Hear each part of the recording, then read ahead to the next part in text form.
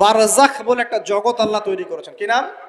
বারজাখ। এই জগৎটা হচ্ছে আমাদের দুনিয়ার জগৎ আর জান্নাত জাহান্নামের যে কিয়ামতের দিন এর মাঝখানের একটা জায়গা। এখানে ইল্লিন আর সিজ্জিন দুটো স্তর আছে, একটা নাম ইল্লিন, একটা সিজ্জিন। এই দুনিয়ার নেককার মানুষ যারা, তাদের আত্মাগুলোকে আল্লাহ পাক এই যে ইল্লিনে নিয়ে গিয়ে রেখে দেন। আর দুনিয়াতে যারা পাপী পাপাচারী, তাদের আত্মাগুলোকে আল্লাহ পাক সিজ্জিনে রেখে দেন। এই যে কবরের যে আযাব, যে আমরা একটা কথা বলি, এটা আযাব বলে রুহের আযাব। কিসের আযাব? রুহ। দেহ তো আপনার নাই ওখানে, দেহ আছে? দেহ তো পচে গেছে, গলে গেছে। তাহলে আযাবটা কিসের? রুহের। বুঝাচ্ছি, আমি এই এই পড়াশোনাটা করেছি ইমাম গাজ্জালী রাহিমাহুল্লাহর বই থেকে। এত গভীর মানে লেখা, মানে ধরতে গেলেও মনে হয় যে একটা লাইন 10 বার পড়তে হচ্ছে। একটা এক্সাম্পল দিয়ে তিনি বুঝাচ্ছেন, একটা এক্সাম্পল দিয়ে বুঝাচ্ছেন এভাবে। তিনি বলছেন এটা একটা উদাহরণ মাত্র, এটাই প্রকৃত ব্যাখ্যা না, একটা উদাহরণ মাত্র। বোঝানোর চেষ্টা করছেন তিনি এভাবে যে আমরা যখন ঘুমাই, অনেকে ভালো স্বপ্ন দেখেন না? ভালো স্বপ্ন দেখে আপনার কাছে ভালো লাগছে, খুব মজা লাগছে না? স্বপ্নের মধ্যে আপনি কি মানে ভালো ফিল করছেন, মাশাআল্লাহ ভালো লাগছে, ঘুরছেন ফিরছেন খাচ্ছেন। যখন কোনো খুব ভালো আপনি একটা স্বপ্ন দেখেন, আপনার কিন্তু ভালো লাগে। আপনি স্বপ্নে ঘুমন্ত অবস্থাতেই আপনি স্বপ্নে বাস্তবের ফিলিংস পাচ্ছেন, এমন হয় না? আল্লাহ পাক যদি আপনাকে স্বপ্নের মধ্যে রেখে দেন, ধরেন 1 বছর 1.5 বছর 2 বছর, তার মানে 1-2 বছর আপনি স্বপ্নের মধ্যেই বাস্তবের ভালো লাগার ফিলিংসটা পেতে থাকবেন, কিন্তু আপনি ঘুমিয়ে আছেন। বাইরে থেকে আমি আপনাকে দেখছি যে আপনি ঘুমিয়ে আছেন, আপনি ঘুমন্ত অবস্থাতেও ভালো স্বপ্ন দেখেই ভালো ফিল করছেন। তিনি বোঝাচ্ছেন, উদাহরণ দিয়ে বোঝাচ্ছেন, এটা কিন্তু ব্যাখ্যা নয়, জাস্ট একটা বুঝাচ্ছেন উদাহরণ দিয়ে। আল্লাহ পাক যখন শহীদদের রূহগুলোকে জান্নাতে রেখে দেন, জান্নাতে তারা এইভাবে রূহগুলো ঘুরতে থাকে, ফল ফলাদি খেতে থাকে, পাখির মধ্যে রূহ দিয়ে দেন, সবুজ পাখি, এই পাখি উঠতে থাকে, তারা ভালো ফিল করতে থাকে। ওই হায়াতটাকে আল্লাহ পাক তাদের কাছে বাস্তব বানিয়ে দিয়েছেন। কথা বুঝতে পারছেন? ওই হায়াতটাকে আল্লাহ পাক তাদের কাছে বাস্তব বানিয়ে দিয়েছেন। তাদের কাছে মনে হচ্ছে এটাই বাস্তব, এটাই জগৎ। আল্লাহ চাইলে করতে পারেন না? একটা ঘুমন্ত মানুষকে যদি আল্লাহ করতে পারেন, তাহলে শহীদদের ব্যাপারে করতে পারেন না? পারেন। আবার ধরেন একজন মানুষ পাপাচারী, আপনি কখনো কখনো স্বপ্ন দেখেছেন, ভয়ের স্বপ্ন, আটকে উঠছেন, শ্বাস বন্ধ হয়ে যাচ্ছে, এমন হয়নি অনেকদিন? আর হবে তো বেশি, কারণ কানে তো হেডফোন দিয়ে গান শোনেন, আর হেডফোন কানে দিয়ে ঘুমান, FM শুনতে শুনতে ঘুমান, এই কি করতে করতে ঘুমান। ঘুমানোর আগে তো দোয়া কালাম নাই, দোয়া কালাম মাসলুম দোয়া কালাম তো নাই, সূরা মুলক নাই, সূরা বাকারা শেষের আয়াত নাই, ইত্যাদি নাই, পবিত্রতা নাই, বিছান ছাড়েন না, লাইটস অফ করেন না। আপনার সুন্নত মাফিক তো ঘুমাচ্ছি না। ঘুমানোর কতগুলো সুন্নত জানেন? ঘুমানোরই কত সুন্নত আছে। ইস্তেঞ্জা করতে হয়, অজু করে আসতে হয়, পারলে মেসওয়াক করে নেয়, বিছান ঝাড়তে হয়, বিসমিল্লাহ বলে লাইট অফ করতে হয়, দরজায় খিল দিতে হয়, পাত্র যদি থাকে খাবার পাত্র, পানির পাত্র ঢেকে দিতে হয়, তারপরে পড়তে হয় বিছানায় গিয়ে আয়াতুল কুরসি, সূরা বাকারা শেষের 2-3টা আয়াত, সূরা ফালাক নাস ইখলাস, হাত একত্রিত করে ফু দিয়ে সারা গা মাসাহ করতে হয়। ডান কাত হয়ে আল্লাহুম্মা বিইসমিকা আমুতু আহইয়া বলে এই যে 33 বার সুবহানাল্লাহ, 33 বার আলহামদুলিল্লাহ, 34 বার আল্লাহু আকবার পড়তে পড়তে ঘুমাতে হয়। কয়জন জানে? কয়জন ঘুমানোর সুন্নত? ঘুমানোর আগে এখন কানে হেডফোন, ব্লুটুথ, হাবি জাবি এইসব দিয়ে যুবকরা ঘুমাচ্ছে। প্রতিটা কাজ নবীর সুন্নত মতো করার চেষ্টা করবো, আল্লাহ পাক তৌফিক দান করুন। এই যে 9 নম্বর ওয়াদা করেন, জীবনের প্রতিটা কাজ নবীর সুন্নাহ মতো করবেন। রাজি আছেন ইনশাআল্লাহ? একদম চেহারা থেকে শুরু হবে, চুল দাড়ি পোশাক আশাক থেকে শুরু হবে। আল্লাহ পাক যত উপরে নিয়ে যাবেন, আপনি যেখানেই যান নবীর সুন্নত বাস্তবায়ন করবেন ইনশাআল্লাহ। আল্লাহ পাক তৌফিক এনায়েত করুন, বলি আমিন। মনে করেন খারাপ স্বপ্ন দেখছেন, খারাপ স্বপ্নে এখন আপনি কষ্ট পাচ্ছেন, দেখছেন যে পানিতে ডুবে যাচ্ছেন, দেখছেন যে আপনি আগুনে পুড়ে যাচ্ছেন, নাউজুবিল্লাহ, দেখছেন যে আপনি হয়তো কেউ আপনার শ্বাস গলা চিপে ধরেছে ইত্যাদি, মানে আপনি কষ্ট পাচ্ছেন। বাহির থেকে কিন্তু আমি আপনার কষ্ট বুঝতে পারবো না, পারবো? আপনি ঘুমিয়ে আছেন, ঘুমিয়ে আপনি কষ্ট পাচ্ছেন। এখন এই ঘুমন্ত কষ্টের স্বপ্নটাকে আল্লাহ পাক যদি 5 বছর লম্বা করে দেন, পারবেন কিনা? আল্লাহ পাক পারেন কিনা? 5 বছর ঘুমিয়ে আছেন আপনি, উঠতে পারতেছেন। এখন এটা হয় না, আল্লাহ চাইলে পারেন, সম্ভব কিনা? আল্লাহ পাক 309 বছর ঘুম পাড়া রাখেন নাই মানুষকে? আছে না দলিল? কোরআনে আছে না? কোন সূরায়? এই তো মাশাআল্লাহ, মাশাআল্লাহ, সূরা কাহফে আছে না? 309 বছর আল্লাহ পাক 9 জন 10 জন ছেলেকে ঘুম পাড়া রাখছেন না?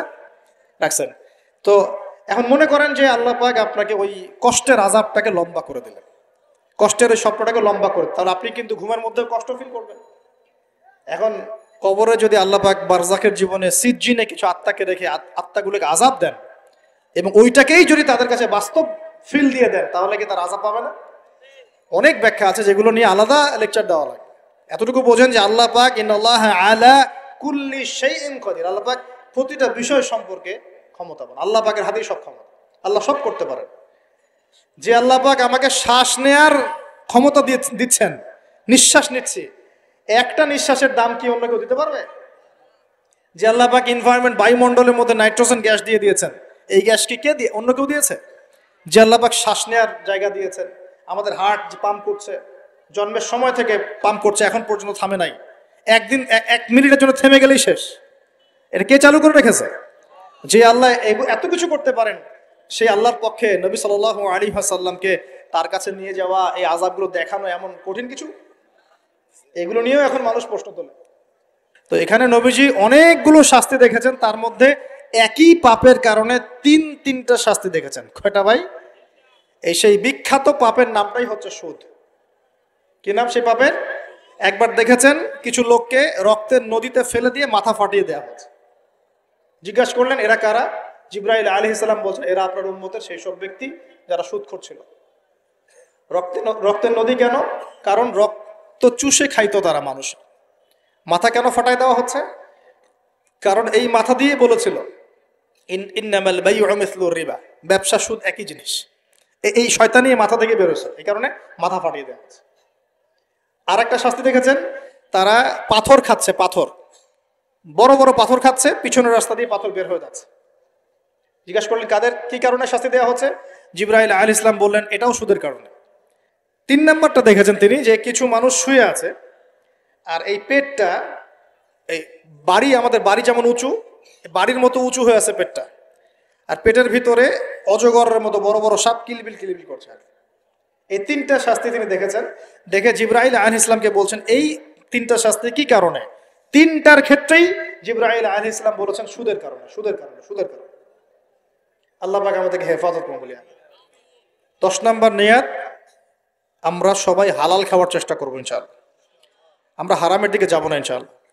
হালাল রিজিক আল্লাহ যতটুকু দিবেন এতটুকুতে সন্তুষ্ট থাকবো ইনশাআল্লাহ। এবং যদি আমি সামর্থ্যবান হই, ধনী হতে আল্লাহ পাক নিষেধ করেন নাই, ধনী হতে আল্লাহ নিষেধ করেন নাই, ব্যবসা করতে নিষেধ করেন নাই, ধন সম্পদ আল্লাহ পাক অর্জন করতেও নিষেধ করেন নাই, কিন্তু দুনিয়ার পূজা করতে আল্লাহ নিষেধ করেছে, দুনিয়ার মোহে ডুবে যেতে আল্লাহ নিষেধ করেছেন। সম্পদ ওসমান রাদিয়াল্লাহু আনহুরও ছিল, কিন্তু সেই সম্পদ তিনি তার প্রয়োজনে যতটুকু লাগতো এতটুকু ব্যয় করতেন, বাকিটা আল্লাহর রাস্তায় ব্যয় করতেন। ওসমান রাদিয়াল্লাহু আনহু মতো ধনী হতে কোনো সমস্যা আছে? আপত্তি আছে? একটা আমল তার জীবনী থেকে পাওয়া যায়, এটা পড়ে আমার কাছে এত নিজেকে এত ছোট মনে হচ্ছে যে কাশ যদি এই আমলটা আমি করতে পারতাম। বলে দিব? চেষ্টা করছি যে করার, আপনারাও করার চেষ্টা করেন। ওসমান রাদিয়াল্লাহু আনহু ধনী ছিলেন কিনা, তো নবীর কাছে গিয়ে বলছেন যে আমার ধন সম্পদ খুব বেশি বাড়ছে, ইয়া রাসূলুল্লাহ আপনি সম্পদ একটু কমানোর দোয়া করেন তো আমার জন্য। চিন্তা করা যায় মানুষ এমন দোয়া কেউ করবে এই যুগে? আচ্ছা, নবী সাল্লাল্লাহু আলাইহি ওয়াসাল্লাম বললেন তুমি উটের পিঠে, গাধার পিঠে খাওয়া দাওয়া করো, ঠিক আছে, খাওয়া দাওয়া করো। তো তিনি খাওয়া দাওয়া করেন। এখন কয়দিন পরে, কয়দিন বলতে কতদিন আল্লাহ ভালো জানেন, তিনি এসে বলছেন ইয়া রাসূলুল্লাহ আমার তো সম্পদ আরো আগের চেয়ে বাড়তেছে, দেখি আপনি কি দোয়া করলেন? সম্পদ তো আরো বাড়া শুরু করেছে এখন। তখন তিনি বলছেন যে তুমি যখন খাও তখন তোমার হাত থেকে যদি খাবার পড়ে যায় তুমি কি করো? তখন তিনি বলেছেন আমি, আমার হাত থেকে খাবার যদি পড়ে যায়, একটা দানাও যদি পড়ে যায়, আমি উটের পিঠ থেকে নেমে সেই খাবারটাকে তুলে পরিষ্কার করে তারপর খাই। উসমান রাদিয়াল্লাহু আনহু এত ধনী মানুষ, তিনি প্রতি বেলায় 100 মানুষকে খাওয়াতে পারেন, কোনো সমস্যা নাই। তিনি একাই তাবুকের যুদ্ধে 30,000 সৈন্যের দায়িত্ব নিয়েছেন। 30,000 সৈন্য 3 মাস যাবে, যাত্রা বিরতি করবে, খাবে দাবে, তাদের ঘোড়া অস্ত্রশস্ত্র সব দায়িত্ব একজন ব্যক্তি বহন করেছেন, ওসমান রাদিয়াল্লাহু আনহু। কত বড় ধনী আপনি চিন্তা করেন। উনার মতো ধনী কোনো পররাষ্ট্রমন্ত্রীও নাই পৃথিবীতে, এখন কোনো বিশ্ব নেতাও নাই উনার মতো ধনী, এখন কেউই নাই। আর উনি কিন্তু তার এই ধন সম্পদ সুদের মধ্য দিয়ে অর্জন করেন নাই, তার ধন সম্পদ দুর্নীতির মধ্য দিয়ে অর্জন করেন নাই। তার ধন সম্পদ তিনি কিন্তু এই যে অন্যের সম্পদ অন্যায়ভাবে দখল করে অর্জন করেন নাই। তিনি সম্পদ অর্জন করেছেন বৈধ পন্থায়, হালাল ব্যবসা করেছেন। ব্যবসা করেছেন নাকি না? এই যে আমল, তো নবীজি বলছেন যে তোমার আমল যদি এমনই হয় তাহলে তোমাকে আল্লাহ পাক সম্পদ দিবে না, কাকে সম্পদ দিবে? মানে তুমি আল্লাহ পাকের যে সম্পদ রিজিকের যে শুকরিয়া আদায় করো, কৃতজ্ঞতা প্রকাশ করো যে আল্লাহ আমাকে ভালোবেসে রিজিকটা দিয়েছেন, আমার হাত থেকে পড়ে গেছে, আমি তুলে খাই। এই যে আল্লাহ পাকের নেয়ামতের প্রতি তোমার যে শ্রদ্ধা, যে সম্মান, এর এর এর শুকরিয়া স্বরূপে আল্লাহ পাক তোমাকে এরকম সচ্ছল বানাই দিচ্ছেন, আপনি কিছু করার নাই। তো উসমান রাদিয়াল্লাহু আনহুর মতো ধনী হতে কোনো সমস্যা আছে? তিনি কৃপণ ছিলেন না, তিনি আল্লাহ পাকের নেয়ামতের শুকরগুজার ছিলেন। ভুল ব্যাখ্যা নেবেন না, তিনি আল্লাহ পাকের নেয়ামতের শুকরগুজার ছিলেন। আমরা আল্লাহ পাকের নেয়ামতের শুকরিয়া আদায় করবো ইনশাআল্লাহ, এবং যা রিজিক আল্লাহ আমাদেরকে দিয়েছেন এতে সন্তুষ্ট থাকবো ইনশাআল্লাহ, এবং হালালভাবে চলার চেষ্টা করব। আল্লাহ পাক আমাদেরকে ধন দিলে সেই ধন সম্পদ যতটুকু আমার পরিবারের জন্য প্রয়োজন, বাড়তিগুলো আমরা আল্লাহর পথে দান সাদাকা করবো ইনশাআল্লাহ তাআলা। আল্লাহ পাক আমাদের সবাইকে আল্লাহর রাস্তায় দান করার তৌফিক এনায়েত করুন, আমিন।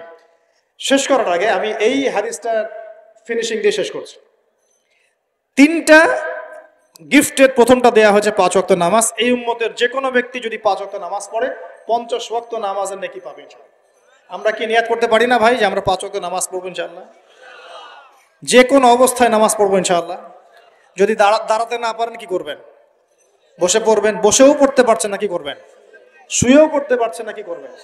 পারা যাবে তো ইনশাআল্লাহ। আর নামাজ কি ভাই আমাদের এই যে 3G 4G নামাজ পড়বো ভাই? হ্যাঁ, 3G 4G নামাজ পড়বো? এটা আবার কোন নামাজ যে নামাজে রুকু করলে সেজদা পাওয়া যায় না, সেজদা করলে ওঠার সময় পাওয়া যায়, এমন নামাজ হয় না সমাজে কিছু? এই নামাজগুলো আল্লাহর ওয়াস্তে বাদ দেন।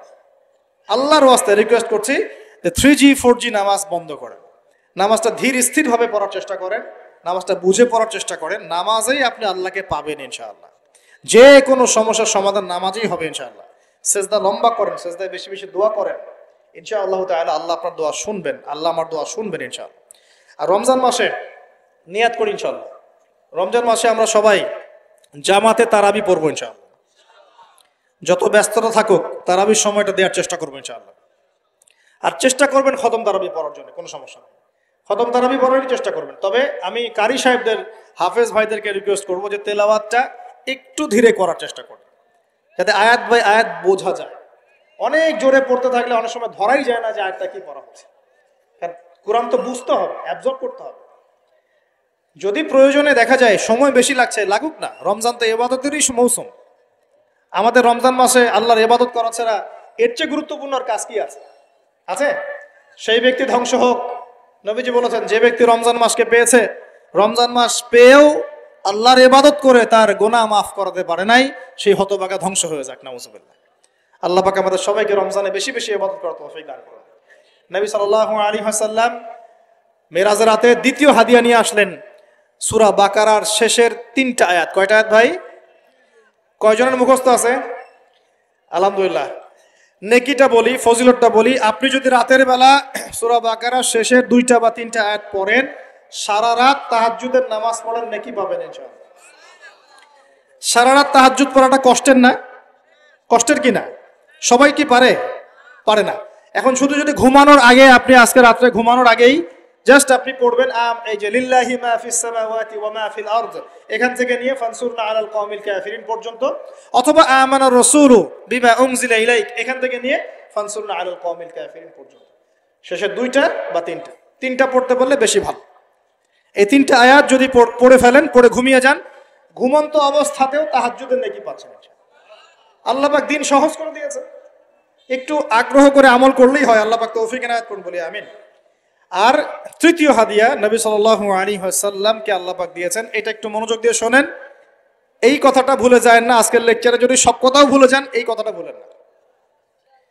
আল্লাহ পাক তার নবীকে বলছেন, হে মুহাম্মদ, বলেন সাল্লাল্লাহু আলাইহি ওয়াসাল্লাম, তোমার উম্মতের কোনো ব্যক্তি যদি আকাশ জমিন, পুরো আকাশ জমিন সমান গোনা নিয়ে আমার সামনে দাঁড়ায় কিয়ামতের মাঠে, তোমার উম্মতের যে কোনো ব্যক্তি, নর নারী, যুবক যুবতী, যেই হোক না কেন, সাদা কালো, ধনী গরিব, হুএভার হি ইজ, তোমার উম্মতের যে কোনো ব্যক্তি আসমান জমিন সমান গোনা নিয়েও যদি আমার সামনে দাঁড়ায়, কিন্তু তার আমল নামার মধ্যে শিরিকের কোনো পাপ নাই। কোন পাপ নাই?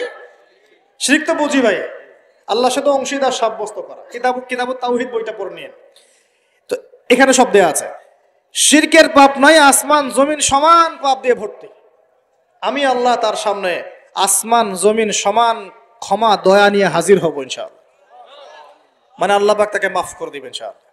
খালি শিরকের পাপ না করলেই আল্লাহ মাফ করে দিবেন। এখন শিরকের পাপ কিন্তু অহরহ হচ্ছে। চিন্তায় শিরক হচ্ছে, কথায় শিরক হচ্ছে, কাজ করতে গিয়ে শিরক হচ্ছে। শিরক সম্পর্কে বিস্তারিত আলোচনা করেছি, অনলাইনে সার্চ দিয়ে দেখে নিন শিরক কি ও কেন, ডিটেলস কত রকম শিরক হচ্ছে বলা হয়েছে। আর একটা বইয়ের নাম বলে দিলাম, কিতাবুত তাওহীদ। এই বইটা পড়লে আপনি বুঝতে পারবেন শিরক কি ও কেন, কত প্রকার কি কি, এরকম অনেক কিছু, অনেক বই বাজারে পাওয়া যায়। পড়লেই দেখবেন কত রকম শিরক আমরা এখন করছি। আল্লাহ পাক আমাদের সবাইকে শিরক মুক্ত আমল করার তৌফিক দান করুন। সাহাবীরা বললেন, ইয়া রাসূলুল্লাহ, যদি সেই ব্যক্তি জেনা করে আল্লাহ কি তাও মাফ করে দিবে? নবীজি বলছেন, হ্যাঁ, যদি জেনা করে তাও মাফ করে দেবে। যদি সে চুরি করে আল্লাহ কি তাও মাফ করে দেবে? নবীজি বলছেন, হ্যাঁ, যদি চুরি করে আল্লাহ তাও মাফ করে দিতে পারবেন, যদি সে তাওহীদ ঠিক থাকে। তো এই কথা বলার মধ্য দিয়ে আপনাকে জেনা আর চুরি করতে উৎসাহিত করা হচ্ছে না, বরং আল্লাহ পাকের দয়া এবং শিরকের গুরুত্ব, তাওহীদের গুরুত্ব বোঝানো হচ্ছে। কারণ আল্লাহ পাক শাস্তি দিবেন, মৌতের যন্ত্রণায় শাস্তি হবে, কবরের আযাবে শাস্তি হবে, কিয়ামতের মাঠে মানুষ দাঁড়িয়ে থাকবে, ওখানে শাস্তি, জাহান্নামে কিছুদিন শাস্তি দিয়ে হলেও আল্লাহ পাক একদিন আবার জান্নাতে দিয়ে দিবেন ইনশাআল্লাহ। আর যে ব্যক্তি সবচেয়ে শেষে জান্নাতে যাবে, একদম শেষ ব্যক্তি, জানি না সেই হতভাগা ব্যক্তির নাম কি, হতভাগা বলবো না, সেও তো সৌভাগ্যবানই, শেষ পর্যন্ত সেও সৌভাগ্যবান। আমরা দোয়া করি আল্লাহ পাক আমাদেরকে প্রথমেই জান্নাত দিয়ে দেন, আমিন। তো শেষ যে ব্যক্তি, একদম লাস্টে যে ব্যক্তি জান্নাতে যাবে, আল্লাহ পাক তার নাম জানেন না? জানেন কি না? সেই ব্যক্তিকে আল্লাহ পাক এই দুনিয়ার চাইতে 10 গুণ বড় জান্নাত সে ব্যক্তি পাবে যে সবচেয়ে শেষে জান্নাতে যাবে। আল্লাহ পাক আমাদের সবাইকে জান্নাতে যাওয়ার জন্য শিরক মুক্ত আমল করার তৌফিক দান করুন।